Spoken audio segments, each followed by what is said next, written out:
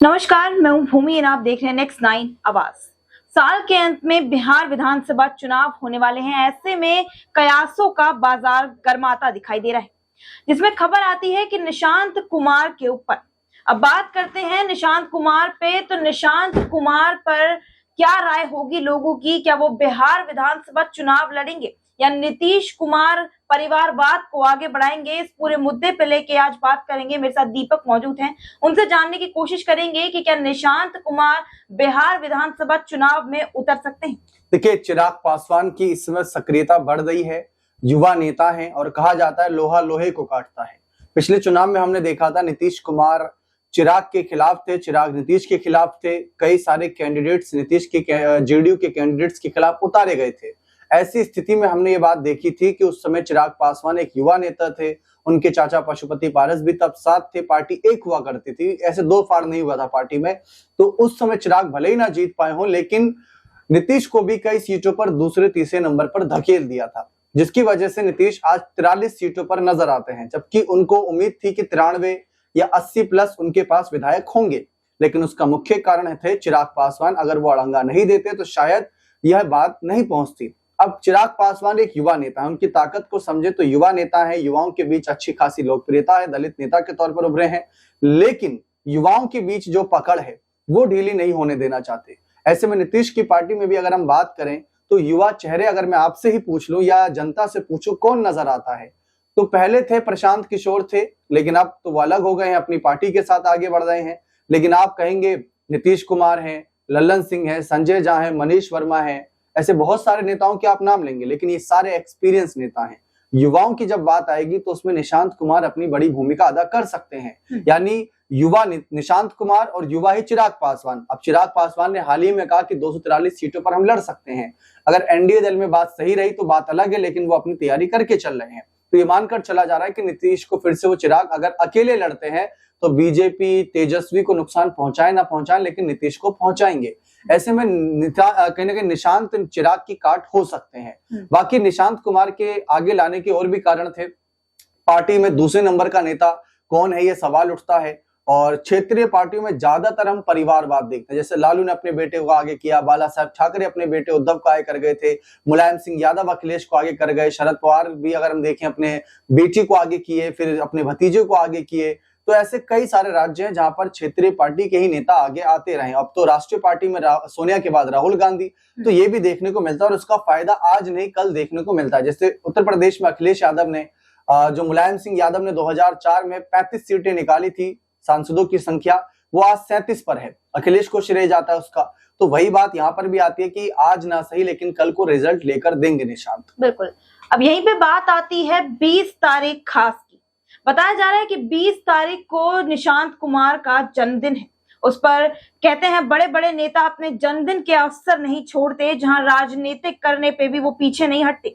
वहीं पर अब कयास लगाए जा रहे हैं कि नीतीश कुमार निशांत के जन्मदिन पर कोई बड़ा खेल खेल सकते हैं या कोई खुलासा कर सकते हैं। अब उस पर आपकी क्या राय है? देखिए, कहीं ना कहीं जैसा कि आपने बताया जन्मदिन को लेकर, तो 20 जुलाई उनका जन्मदिन है और उस समय वो 50 साल के हो जाएंगे। युवा का जिक्र मैं खुद कर रहा हूं, लेकिन 50 साल की उम्र एक युवाओं की कैटेगरी में आती है नहीं, वो सोचने वाली बात है।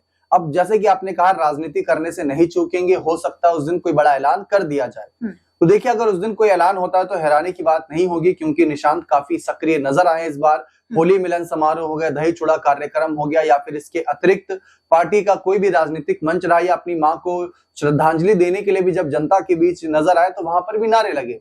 लेकिन मुझे ऐसा लगता है कि अगर निशांत को आगे लाना होता तो शायद आगे ले आते। लेकिन पहले नीतीश ये देख रहे हैं कि एनडीए दल उनको कितनी सीटें देता है, कितना सम्मान देता है, क्या उनको मुख्यमंत्री चेहरे के तौर पर उतारता है या नहीं। क्योंकि निशांत ने भी ये बात रखी थी कि अमित शाह अंकल आए थे और वो मेरे पिता को लेकर ये दावा करके गए हैं कि वही सीएम रहेंगे, जबकि उसमें निशांत ने शायद ये बात मिस कर दी कि नीतीश और मोदी जी का जिक्र था, यानी उनके कामों का जिक्र था कि उनके कामों पर वोट मांगेंगे। अब नीतीश 20 साल के लिए मुख्यमंत्री रहे, 11 साल के लिए प्रधानमंत्री, मोदी प्रधानमंत्री रहे, तो ऐसे में उनका काम नहीं दिखाए तो किसका काम दिखाएं। लेकिन ये तो नहीं कहा कि चेहरा वही होंगे, तो शायद निशांत यहाँ पर मात खा गए। प्लान बी है निशांत कुमार। फिलहाल ऐसा नजर नहीं आ रहा कि वो राजनीति में आएंगे नहीं आएंगे, लेकिन अगर आएंगे तो ये मानकर चलिए बीजेपी दल के साथ साथ जेडीयू में बड़ी उथल पुथल मच सकती है। क्योंकि अगर आप मानिए कि आप 20 सालों से एक पार्टी में मेहनत कर रहे हैं इस उम्मीद के साथ कि आपका भी नंबर आएगा, कभी आप बड़े पदों पर आओगी, लेकिन अचानक से कोई एक नेता आता है जो अचानक से वो बड़ी कुर्सी ले लेता है जिसमें आपने 20 साल दिए लेकिन वो 2 महीनों के अंदर वो कुर्सी अपने पास रख लेता है, तो ये कहीं ना कहीं किसी को हजम नहीं होगी बात, तो वो बाद में पाला बदल ही करेगा। इसके अतिरिक्त उसके पास कोई ऑप्शन नहीं होगा। बिल्कुल। अब बात आती है बिहार की पुकार निशांत कुमार पर।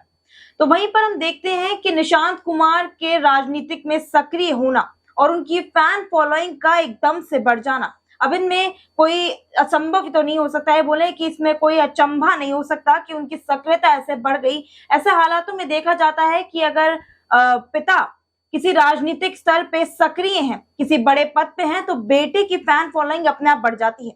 लेकिन राजनीति में ये सब खेल थोड़ा बढ़ता तक नजर आ जाता है जब बिहार विधानसभा चुनाव एकदम नजदीक है और उसी समय पर निशांत का सक्रिय हो जाना, उन पे नारे लग जाने, पोस्टर लग जाने, इस पर आपकी क्या राय है? देखिए, जैसा कि यहाँ पर पार्टी नेताओं की इच्छा है कि निशांत को आगे लाया जाए, इसके पर्दे के पीछे की कहानी भी यही बताई जा रही है कि नीतीश खुद नहीं कह रहे या बड़े नेता खुद नहीं कह रहा कि निशांत राजनीति में आएंगे। वो ऐसा दिखाने की कोशिश कर रहे हैं कि देखिए पार्टी कार्यकर्ताओं की डिमांड पर हम निशांत को आगे लाए हैं। ये नहीं कि हमारी इच्छा थी कि मैं अपने बेटे को आगे लाऊं।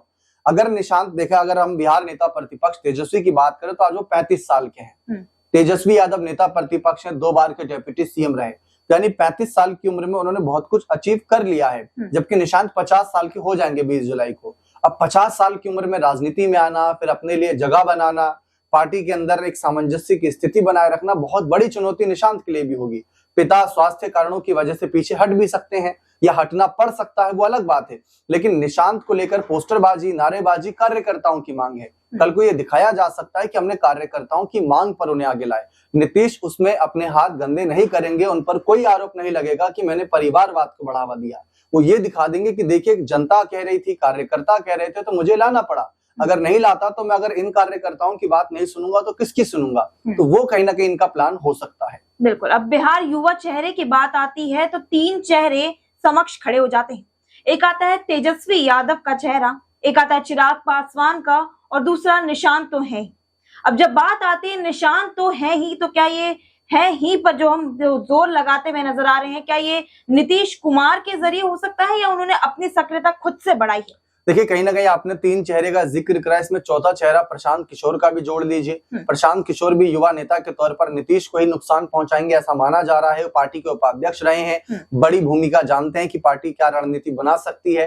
तो कहीं ना कहीं वही कारण हो सकता है, जैसे मैंने शुरू में कहा लोहा लोहे को काटता है, वैसे ही एक युवा नेता युवाओं के बीच अपनी लोकप्रियता दिखाकर अपने आप को बरकरार रख सकता है। एक इंटरेस्टिंग बात ये थी कि जब पिछली बार निशांत ने बयान दिया था तो मुझे अच्छे से याद है वो आंकड़ों का जिक्र करते नजर आए थे। ऐसा हम विधानसभा सत्र के वक्त देखते हैं, जब किसी सरकार को अपने आंकड़े पेश करने होते, अपनी तारीफ करवानी होती है या अपने कामकाज का ब्यौरा देना होता है, तो वो आंकड़े रखते हैं। वही निशांत कुमार ने पिछली बार रखे थे आंकड़े कि हमने कितना रोजगार दे दिया है, कितना देना है। भाई निशांत राजनीति में नहीं है, वो खुद कह चुके हैं कि मैं अध्यात्म की तरफ झुकाव रखता हूं, तो वो आंकड़े क्यों पेश कर रहे हैं? और पहली बात, वो आंकड़ों पर क्यों जा रहे हैं? ये काम नेताओं का है। अब निशांत इसीलिए वो आंकड़े रखे ताकि युवा होने के नाते युवाओं के बीच ये दिखा सके कि देखिए हम आपके बारे में सोच रहे हैं। ऐसा नहीं कि सिर्फ तेजस्वी, चिराग और प्रशांत ही सोच रहे हैं, हम भी सोच रहे हैं, और सिर्फ सोच ही नहीं रहे बल्कि वो लागू भी कर रहे हैं। ये रणनीति है कहीं ना कहीं जेडीयू की। बिल्कुल। तो इस पूरे मुद्दे पर आपकी क्या राय होगी, हमारे साथ कमेंट सेक्शन में जरूर साझा करें, और ऐसे ही देश दुनिया की तमाम खबरों से जुड़े रहने के लिए बने रहिए हमारे साथ नेक्स्ट 9 आवाज।